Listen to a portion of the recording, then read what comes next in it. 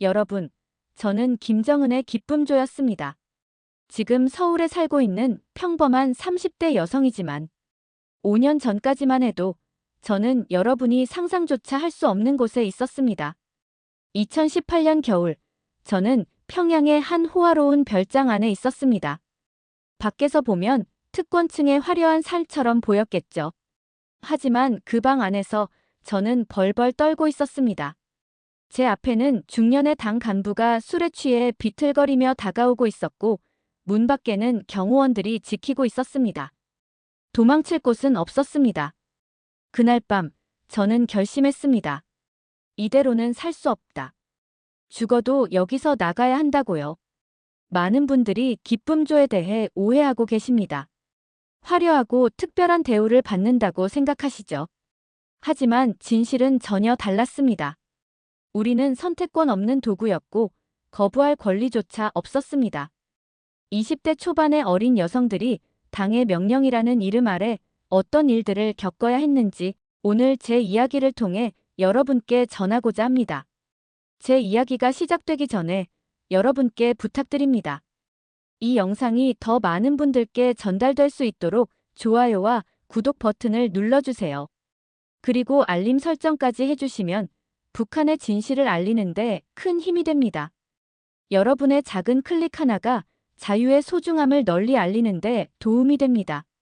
자, 그럼 이제 처음으로 돌아가 보겠습니다. 제가 어떻게 평양의 특권층 가정에서 태어나 기쁨조로 선발되었고 결국 목숨을 걸고 탈출하게 되었는지.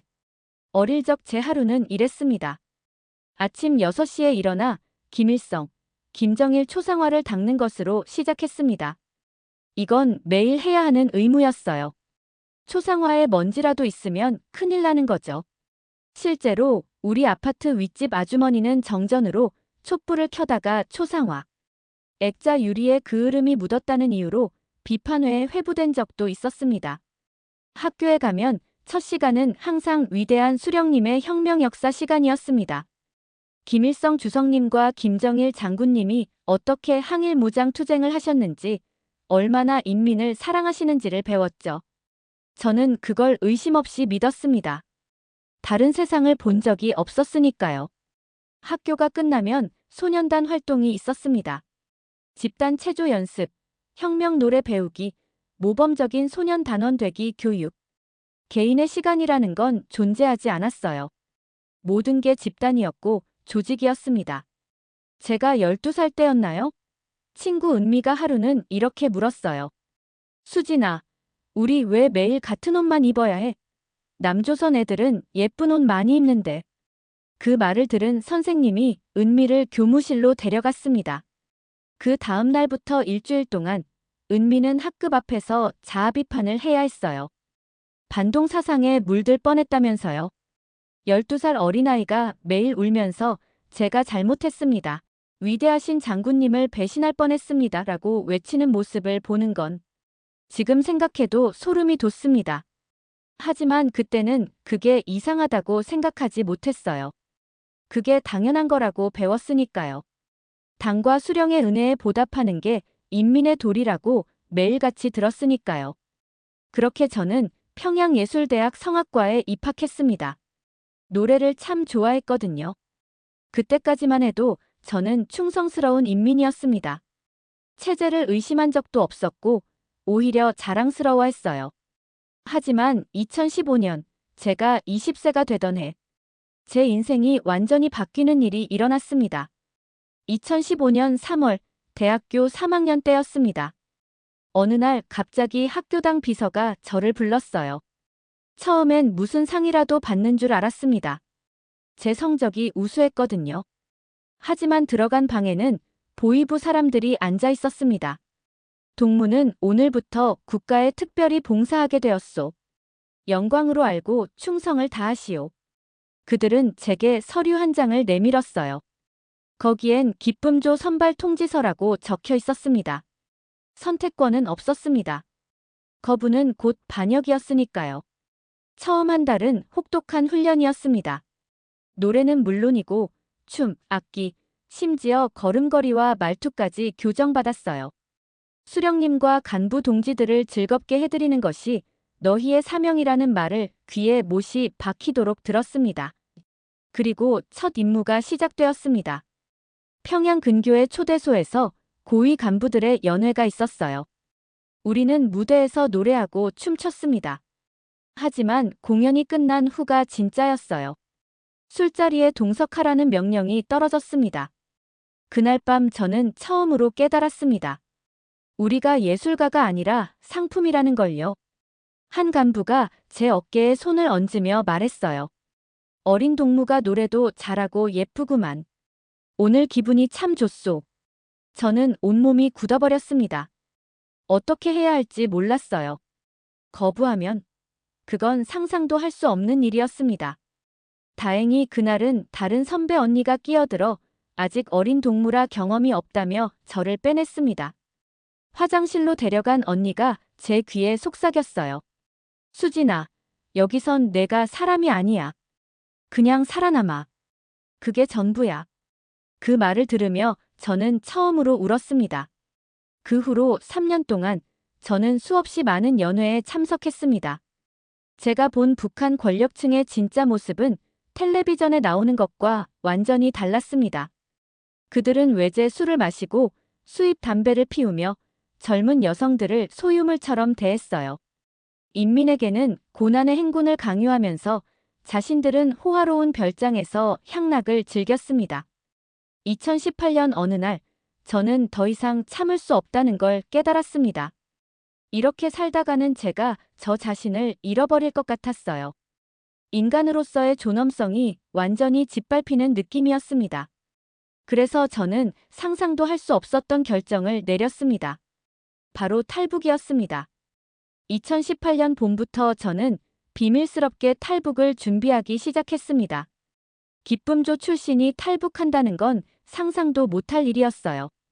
만약 발각되면 저는 물론이고 온 가족이 정치범 수용소로 끌려가는 겁니다. 하지만 저는 더 이상 그 생활을 견딜 수 없었습니다. 탈북에는 엄청난 비용이 들어요. 최소 5,000달러는 있어야 했습니다. 북한 돈으로는 상상도 못할 금액이었죠. 다행히 저는 기쁨조 활동으로 받은 선물들이 있었어요. 간부들이 저에게 준 금반지, 목걸이, 시계. 그들에겐 대수롭지 않은 물건이었지만 저에겐 생명줄이었습니다. 한 번에 많이 팔면 의심받을까봐 조금씩 팔았습니다. 두 번째 문제는 연락처를 찾는 것이었습니다. 탈북을 도와주는 브로커를 어떻게 찾을 수 있을까요? 잘못 접촉했다간 보위부 정보원일 수도 있었어요. 그때 저를 도와준 사람이 있었습니다. 기쁨조 선배 언니였어요. 그 언니는 저보다 먼저 탈북을 생각하고 있었고 이미 중국에 있는 조선족 브로커와 연락이 닿아 있었습니다. 어느 날 밤 언니가 제 귀에 속삭였어요. 수진아, 너도 나가고 싶지? 나 다음 달에 떠나. 같이 갈래? 저는 고민했습니다. 제가 탈북하면 부모님은 어떻게 될까? 당장 조사받고 직장에서 쫓겨나고 평양에서 추방될 겁니다. 최악의 경우 수용소에 갈 수도 있었죠. 하지만 저는 결심했어요. 2018년 6월 15일 새벽, 드디어 그날이 왔습니다. 가슴은 미친 듯이 뛰고 다리는 후들후들 떨렸지만 저는 걷기 시작했어요. 자유를 향해, 아니 그냥 살아남기 위해. 두만강을 향해 발걸음을 옮겼습니다. 2018년 6월 15일 새벽 4시, 저는 평양에서 함경북도 무산으로 가는 기차에 몸을 실었습니다. 8시간의 긴 여정이었어요. 그 시간 내내 저는 단 한 번도 잠들 수 없었습니다. 혹시 검열이 나와 신분증을 확인하면 어떡하지? 누가 절 알아보면? 온갖 생각이 머릿속을 스쳐 지나갔어요. 무산의 장마당 근처의 작은 식당으로 갔어요. 그곳에서 브로커를 만나기로 했거든요. 식당에 들어가 두만강 물고기가 먹고 싶다고 말했습니다. 아무였어요. 주인 아주머니가 뒤로 가라는 눈짓을 했고 저는 작은 창고 같은 곳으로 들어갔어요. 거기에 40대쯤 되어 보이는 남자가 앉아 있었습니다. 돈은 가져왔나? 차가운 목소리였어요. 저는 떨리는 손으로 봉투를 건넸습니다. 그 안에는 제가 평생 모은 돈 5,000달러가 들어있었어요. 남자는 돈을 세어보더니 고개를 끄덕였습니다. 오늘 밤 11시. 여기서 심리 떨어진 두만강 상류 지점으로 와. 내가 안내할 거야. 하지만 명심해. 걸리면 나도 너도 끝이야. 절대 소리 내지 마. 그 말만 남기고 남자는 나가버렸어요. 밤 10시 반. 저는 약속 장소로 향했습니다. 칠흑같이 어두운 밤이었어요. 달도 없었고 가로등도 없었습니다.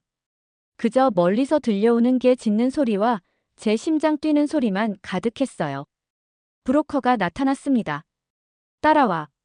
절대 뒤돌아보지 마. 우리는 산길을 걸었어요. 아니, 거의 기어갔습니다. 가시덤불에 팔이 긁히고 돌에 걸려 넘어지기도 했지만 소리 하나 낼 수 없었어요. 1시간쯤 걸었을까요? 드디어 강물 소리가 들렸습니다. 저기가 두만강이야. 물이 얕은 곳이니까 그냥 걸어서 건너면 돼. 근데 조심해. 저쪽에 보이는 불빛 있지? 저게 초소야. 보초병이 있어. 내가 신호하면 바로 뛰어. 알겠어? 저는 고개를 끄덕였습니다. 아니, 끄덕였다고 생각했어요. 온몸이 너무 떨려서 제대로 된 행동을 하고 있는지도 몰랐습니다. 그때였어요. 갑자기 초소 쪽에서 불빛이 우리 쪽으로 움직이기 시작했습니다. 보초병이 순찰을 나온 거예요. 브로커가 제 손을 확 잡아당기며 속삭였습니다. 엎드려. 절대 움직이지 마. 우리는 풀숲에 엎드렸어요. 불빛이 점점 가까워졌습니다. 10m, 5m. 저는 숨도 쉬지 않았어요. 들키면 죽는다. 그 생각뿐이었습니다. 영원처럼 느껴진 5분이 지나고 불빛이 멀어졌습니다. 브로커가 다시 속삭였어요. 지금이야. 뛰어. 저는 일어나 강을 향해 달렸습니다. 그리고 그 차가운 물속으로 뛰어들었어요. 그 순간 저는 이제 돌아갈 수 없다는 걸 깨달았습니다. 강물에서 나왔을 때 저는 중국 땅을 밟고 있었습니다. 북한에서 벗어났다는 안도감보다는 공포가 먼저 몰려왔어요. 온몸이 젖어 있었고 6월인데도 추웠습니다. 하지만 그보다 더 큰 문제가 있었어요. 이제부터가 진짜 위험한 거라는 걸 알고 있었으니까요. 중국 쪽 브로커가 우리를 기다리고 있었습니다. 빨리 차에 타. 우리는 낡은 트럭 짐칸에 실렸어요. 그리고 그 위에 이불과 짐들로 우리를 덮었습니다. 숨쉬기조차 힘들었지만 참아야 했어요. 중국 공안에게 걸리면 바로 북송되니까요. 3시간을 그렇게 숨죽이고 있었습니다. 트럭이 멈춰 섰을 때 저는 검문에 걸린 줄 알고 심장이 멎는 줄 알았어요. 하지만 다행히 숨어 지낼 집에 도착한 거였습니다. 중국 동북 지방의 어느 조선족 마을이었어요. 그 집은 작고 낡았습니다. 조선족 할머니 한 분이 운영하는 곳이었는데 탈북자들을 숨겨주는 대가로 돈을 받는 거였어요. 할머니는 우리를 지하실로 데려갔습니다. 여긴 절대 밖에 나가면 안 돼. 공안이 수시로 단속하거든. 조선족이든 탈북자든 가리지 않고 잡아가. 그렇게 말하며 문을 잠갔어요.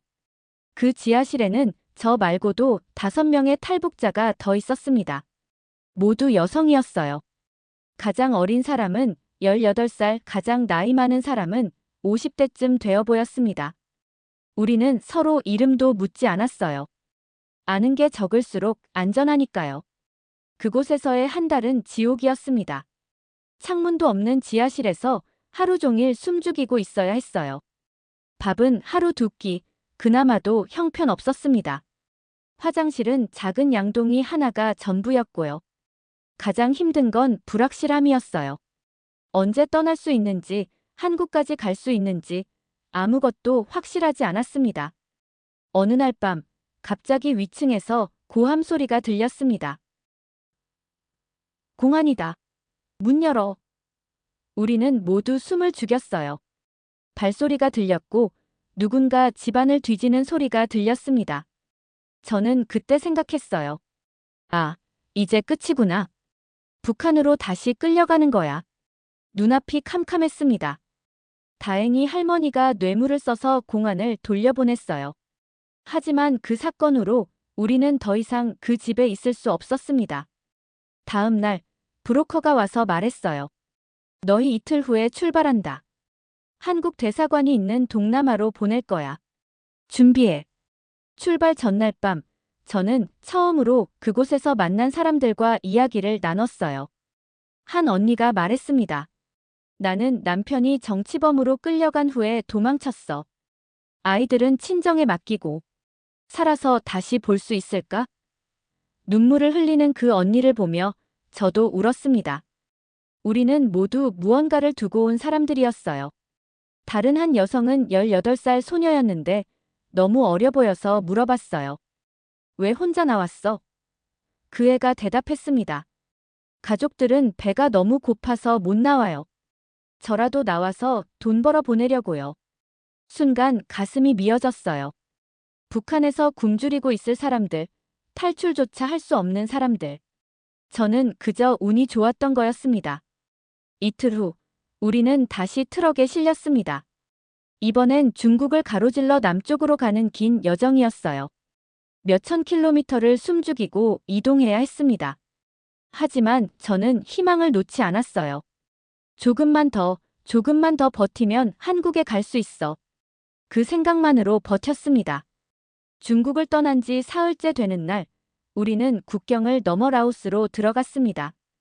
그곳에서 다시 작은 버스로 갈아타고 태국을 향해 이동했어요.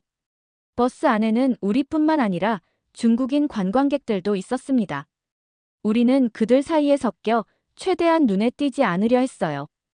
국경 검문소에서 가장 긴장했습니다. 브로커가 우리에게 위조 여권을 건네주며 말했어요. 절대 말하지 마. 그냥 여권만 내밀고 고개 숙여. 알겠어. 심장이 터질 듯 뛰었지만 저는 고개를 끄덕였습니다. 검문소 직원이 제 위조 여권을 펴보더니 제 얼굴과 비교했어요. 영원처럼 느껴지는 몇 초 동안 저는 온갖 생각이 다 들었습니다. 걸리면 어떡하지? 여기서 추방당하면? 다시 중국으로 보내지면? 하지만 직원은 그냥 도장을 찍고 여권을 돌려줬어요. 그 순간 저는 거의 무너질 뻔했습니다. 태국에 도착했을 때는 새벽이었어요. 우리는 방콕 외곽의 한 작은 여관에 숨었습니다. 브로커가 말했어요. 이제 마지막 단계야. 내일 한국 대사관에 가서 보호 요청하면 돼. 그러면 한국 정부가 너희를 받아줄 거야. 그날 밤 저는 한숨도 잘 수 없었어요. 이제 정말 끝이 보이는 거구나 싶으면서도 동시에 두려웠습니다. 만약 대사관에서 거절하면, 만약 제가 기쁨조 출신이라는 게 문제가 되면 온갖 걱정이 머릿속을 맴돌았어요. 다음 날 아침, 우리는 한국 대사관으로 향했습니다. 큰 건물이 보였을 때 저는 눈물이 날 뻔했어요. 저 문 안으로만 들어가면 저는 더 이상 도망자가 아니게 되는 겁니다. 한국 정부의 보호를 받게 되는 거예요. 대사관 문을 열고 들어갔습니다. 경비원이 우리를 보더니 태국어로 뭐라고 물었어요. 저는 떨리는 목소리로 한국말로 대답했습니다. 저희는 북한에서 온 탈북자입니다. 도와주세요. 그러자 경비원이 놀란 표정으로 안으로 뛰어들어갔고 곧 한국 외교관이 나왔어요. 외교관 분이 저희를 따뜻하게 맞아주셨습니다. 힘드셨죠? 이제 안전합니다. 걱정하지 마세요. 그 말을 듣는 순간 저는 그동안 참았던 눈물이 터져 나왔어요. 정말로 살았구나. 정말로 자유를 찾았구나. 그런 생각이 들었습니다. 하지만 여기서 끝이 아니었어요. 우리는 대사관에서 신원조사를 받아야 했습니다. 북한에서의 신분, 가족관계, 탈북 이유, 여정. 모든 걸 상세히 진술해야 했어요. 특히 저는 기쁨조 출신이라는 게 드러나자 더욱 집중적인 조사를 받았습니다.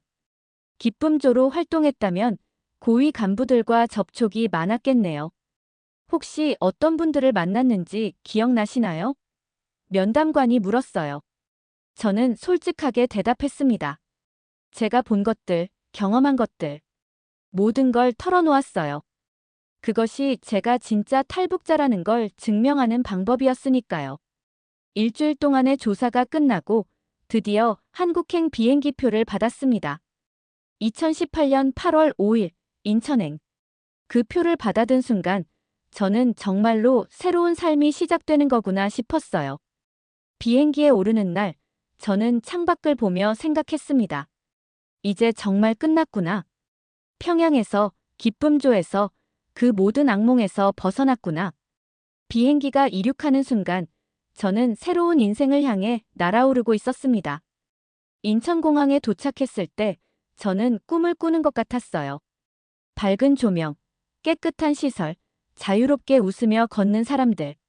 모든 게 북한과는 너무나 달랐습니다. 이곳이 정말 같은 한반도인가? 그런 생각이 들었어요. 공항에서 바로 국가정보원 조사를 받았습니다. 합숙 교육시설인 하나원 북한 이탈 주민 정착 지원 시설으로 가기 전 거쳐야 하는 필수 과정이었어요. 간첩이 아닌지, 진짜 탈북자가 맞는지 확인하는 거죠. 3개월 동안 수없이 많은 질문을 받았습니다. 그 후 하나원에서 석 달을 보냈어요. 그곳에서 한국 사회에 적응하는 법을 배웠습니다. 은행 계좌 만드는 법, 지하철 타는 법, 핸드폰 사용법. 북한 사람들에겐 모든 게 새로웠어요. 가장 신기했던 건 인터넷이었습니다. 손가락 하나로 세상의 모든 정보를 볼 수 있다니 정말 믿기지 않았어요. 하나원을 수료하고 서울에 정착했습니다. 정부에서 지원금도 주고 작은 원룸도 마련해줬어요. 처음으로 제 공간이 생긴 겁니다. 북한에서는 항상 감시받고 통제받았는데 이제는 아무도 제게 뭐라 하지 않았어요.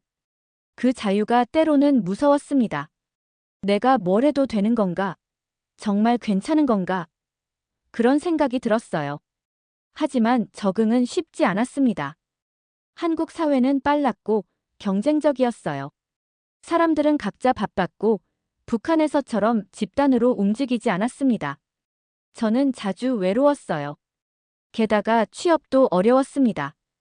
북한 출신이라는 게 알려지면 많은 곳에서 거절당했어요. 어느 날 편의점 알바 면접을 봤습니다. 점장님이 물었어요. 어디서 오셨어요? 저는 솔직하게 대답했습니다. 북한에서 왔습니다. 그러자 점장님의 표정이 굳어지더니 말했어요. 아, 죄송한데 저희는 경력이 있는 분을 찾고 있어서요. 그게 거짓말이라는 걸 알았지만 저는 아무 말도 할 수 없었어요. 그렇게 좌절하고 있을 때 탈북자 지원단체에서 연락이 왔습니다. 제 이야기를 듣고 상담사 교육을 받아보는 게 어떻겠냐고 제안했어요. 같은 경험을 한 사람으로서 다른 탈북자들을 도울 수 있을 거예요.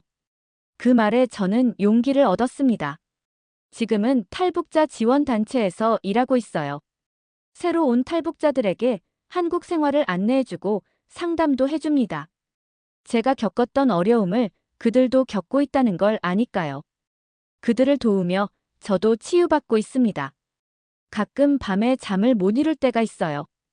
북한에 남겨둔 부모님 생각이 나거든요. 제가 탈북한 후 어떻게 되셨을까? 아직도 평양에 계실까? 아니면 어디론가 쫓겨나셨을까? 연락할 방법이 없어 너무 답답합니다. 그저 무사하시길, 언젠가는 다시 만날 수 있기를 기도할 뿐이에요. 하지만 저는 후회하지 않습니다. 여기선 제가 사람으로 대우받으니까요. 제 의견을 말할 수 있고 제가 원하는 일을 할 수 있습니다.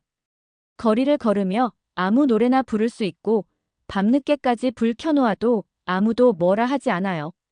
이 작은 자유들이 얼마나 소중한지 북한에서 살아본 사람만이 알 수 있습니다. 여러분이 누리는 자유는 결코 당연한 게 아닙니다.